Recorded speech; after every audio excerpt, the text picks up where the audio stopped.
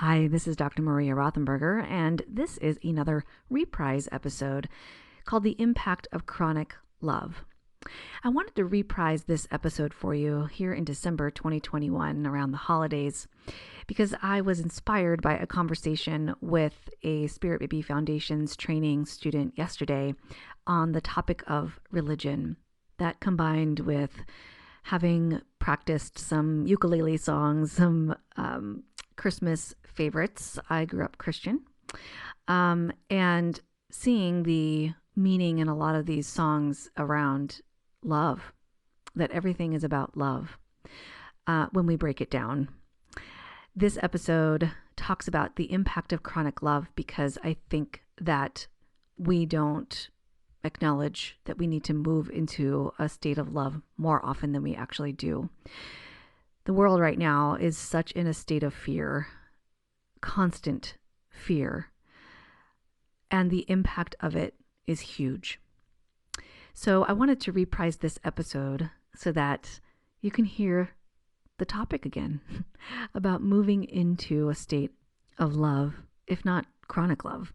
That would be amazing. We are meant to experience stress. We are meant to experience fear. It's meant to keep us safe. But the impact of chronic fear does major damage, not just to our bodies, but to our minds and our spirits as well. So, wanted to reprise this episode for you today. Enjoy.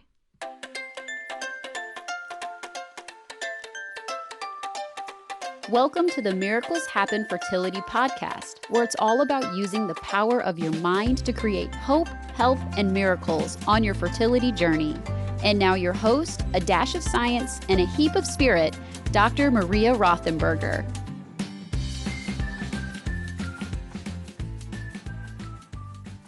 Hey, it's Maria Rothenberger, your host for the Miracles Happen Fertility podcast. Welcome to episode 84, The Impact of Chronic Love. I am a therapist and coach specializing in fertility issues, and I also just quote came out in July of 2020 that I am able to connect with other realms, and in this specific work I connect with spirit babies. So those are entities of babies that want to come into this world, also babies that have passed on. It has been so rewarding, and I just wrapped up a session with somebody who said, well, this was better than my therapy session. I'm like, listen, I'm a therapist and I agree. It actually can be so much more impactful and healing in a lot of ways. So, speaking of impact, my book, Transcending Infertility, is coming out, and I really hope that it is very impactful for people. The feedback that I'm getting is so positive and beautiful. I'm so grateful to folks who have read the book in advance. Thank you, thank you, thank you. Some of their notes, by the way, are seen on the website for the book at transcendinginfertilitybook.com. You can read them yourself. And the book is going to be published on November 21st, 2020. I am so freaking excited. I am actually beside myself that this is finally happening. It's only a couple weeks away, so that's really exciting. And if you didn't hear my last couple of episodes, I do plan on having a party on published day. And I'll be doing probably a couple of live things, either on Instagram or Facebook. I haven't decided the structure yet, but if you are on my newsletter, you will be the first to know how to connect with me, what times, all that good stuff. And that you can get on at drmariarothenberger.com. At the very bottom there is just a little bar that you can use to sign up, join the Miracles Happen Fertility newsletter. Or I have a few free gifts on there for you that you can choose from, and you can sign up that way as well. Either way, I hope to connect with you, and I look forward to seeing you at those live events. I will have plenty of fun stuff to give away, maybe a free live spirit baby session of some kind, or oracle card readings, books to give away. Oh, good stuff. Also, oh gosh, I'm just thinking of all kinds of ideas as I'm speaking right now. I was thinking about personalized meditations that I could give away, just meditations in general. I can give away pre-recorded meditations. Oh my gosh. Okay. I have a lot of fun giving shit away. So welcome to the Miracles Happen way of life. All right. So this episode today is going to be a little bit briefer because frankly, I am stretched pretty thin of late with bookings and needing to work on this publishing date and getting everything all squared away. So I received a bit of feedback on the e-course that I put out, the Fertility Reset, which is that coincides with the first 3 fertility keys in Transcending Infertility.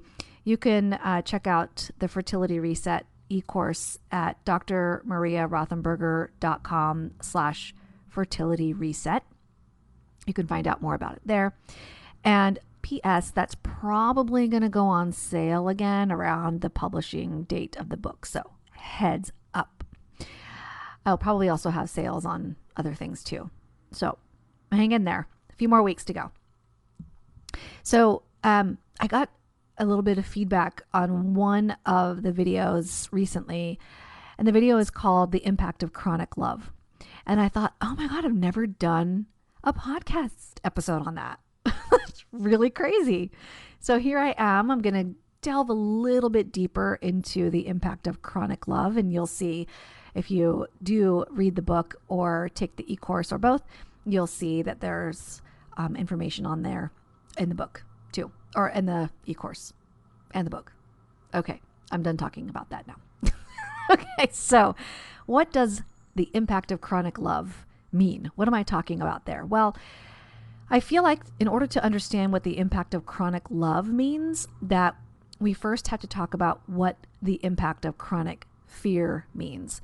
Now, if you have listened to me for a while, or if you know of my work, you know that I subscribe to the notion that there really are only 2 main emotions that we experience, and that is fear and love.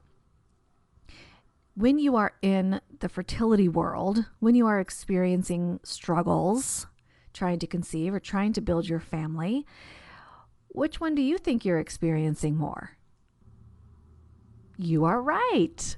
You hit the nail on the head. It's fear. You are feeling fear most of the time. Anything that feels dysregulated, anxiety-ridden, depressing, anger, all of that comes from the baseline space of fear. Now, I talked about fear before on this episode, on this podcast, on an episode called Fear Soup. You can look that up at drmariarothenberger.com. Just hit the search icon there at the upper right-hand corner and look up Fear Soup. Fear Soup is a phrase that I like to use to describe what it's like to be in chronic fear. When we experience a fear reaction to anything, our bodies are amazing. What happens is that all of the chemicals that match that particular fear are released into our bloodstream. Everything that matches that, we are now sitting in as if we were marinating in a bowl of soup. That's how I like to describe it. It's not a pretty picture, right? But it's accurate. We are just bathing in these chemicals, these stress chemicals. So I wanted to talk about the effect of chronic fear first, and then we will talk about chronic love. I looked up this article. It was really great. It's from Neuroscience Education Institute. And they had a speaker there with like 100,000 letters after her name. She is Dr. Mary D. Muller, and she talks about the effects of chronic fear on several of our systems. And this speaks my language because she's talking about physical health, mental and emotional health, and spiritual health. So let's talk about first what chronic fear does on the body. It affects immune system. So she writes out several things: immune system dysfunction, endocrine system dysfunction, autonomic nervous system alterations, sleep-wake cycle disruption, eating disorders, and alterations in hypothalamus pituitary adrenal axis. Now, out of all of those things, what affects your fertility? Every single one. That was a hint for you. Every single friggin' one, okay? They all affect your fertility. Chronic fear. All right, how does chronic fear affect your emotional wellness, mental wellness? Here's her list. Dissociation from self. Raise your hand if you feel like you've lost yourself in this fertility process. Okay? Unable to have loving feelings. How many of you have gotten pissed off at the smallest things with your loved ones or spouse or even strangers? Learned helplessness, phobic anxiety, mood swings, obsessive compulsive thoughts. Raise your hand if you've experienced any of those. Okay? Hello.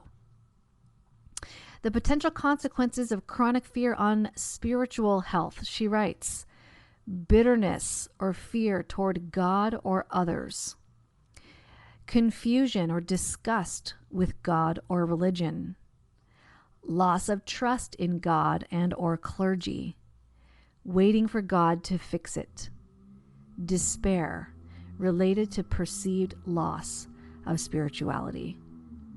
Raise your hand if you've experienced any of those. Okay. This is barely scratching the surface on what the impact of chronic fear does to us. I love this article. I just Googled chronic fear and here it came. This is, to me, the perfect example of synchronicity, something that I just needed to pull up and say to you guys. Interestingly, very interestingly to me, when I Googled chronic love or the impact of chronic love, not one damn thing came up. There was one thing that talked about love with chronic illness or chronic pain, but nothing about the impact of chronic love, which is insane to me. All right, now, this doesn't require like intuition. You can just think about this from the top of your head. If all of these things are true for chronic fear, what do you think will happen when you actually intentionally experience chronic love?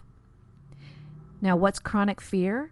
Chronic fear is thinking and feeling over and over and over about really difficult, scary things.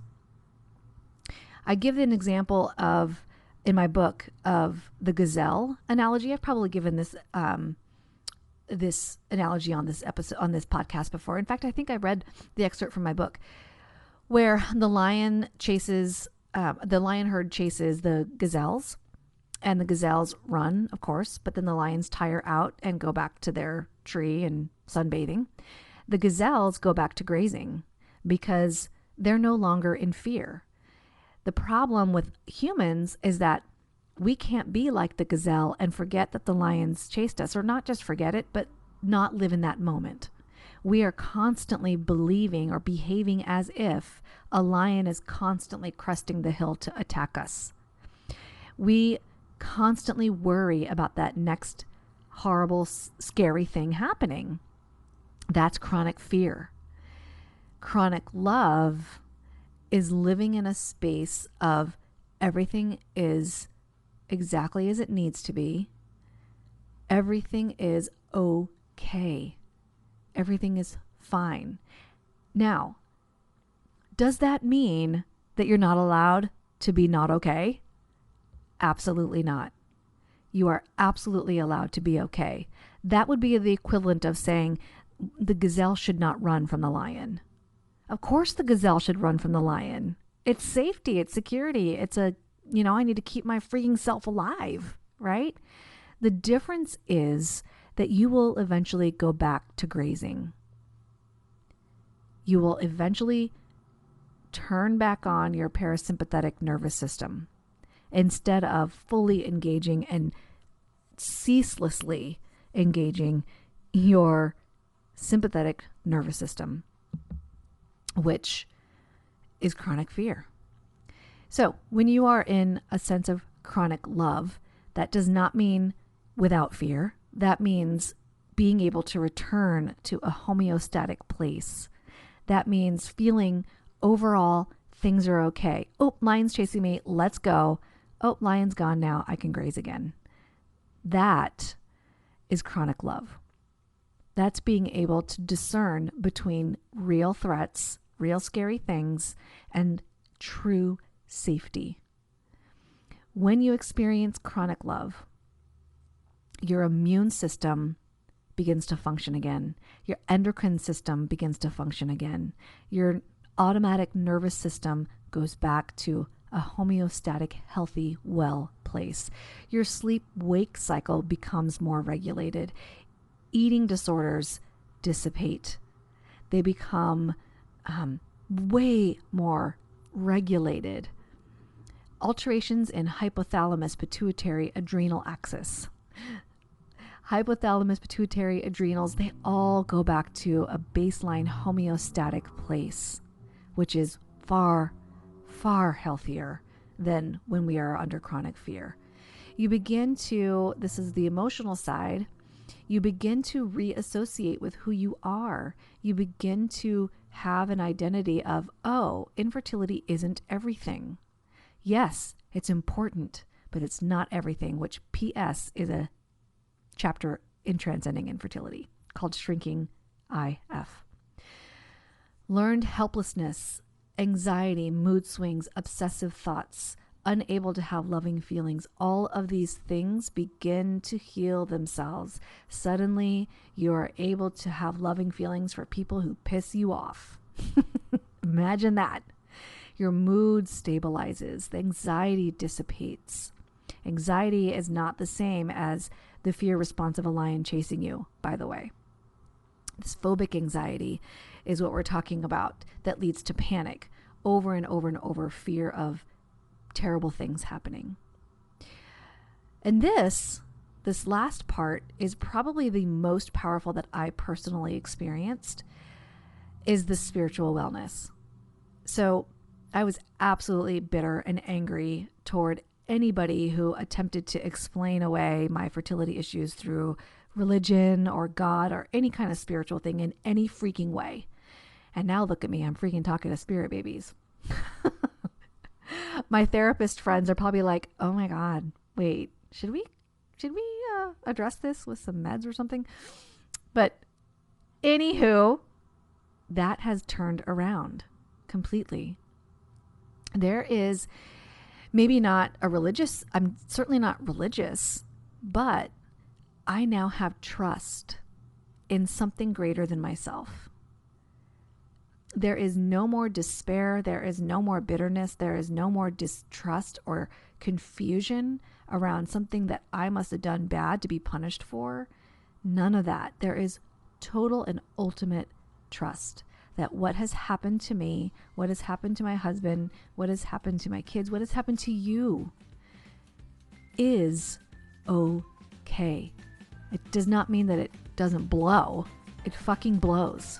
It's horrible and it's debilitating and all manner of fear-related stuff. The chronic love part is that you can come back to a homeostatic place where you know in your soul things are actually okay. Even if for that one particular moment they sucked, you're still okay. All right. I want you to think on that for a little bit more. Think about how your life would change with the impact of chronic love. Think about what would stabilize. Think about how your relationships with others and with yourself would change. If you're like me, you'll stop flipping off people on the highway who cut you off. and even people who have gulp different political views than you do. I'm recording this right now on the day before Election Day in the US. It will be published on Thursday. Who knows from where I sit what's going to be happening 2 or 3 days from now. But I know I am sitting in that homeostatic place that regardless of the shit show that it might be, it is okay. It's ultimately okay. With that, my friends, I send you love. I send you chronic love, even in the midst of your fear moments. I am hoping that you are well, that you are moving toward wellness, that you are moving toward homeostasis, that you are moving toward bringing back the impact of your parasympathetic nervous system and connecting to your greater self that can remind you that things are okay. Things are okay. And until next time, may you be well.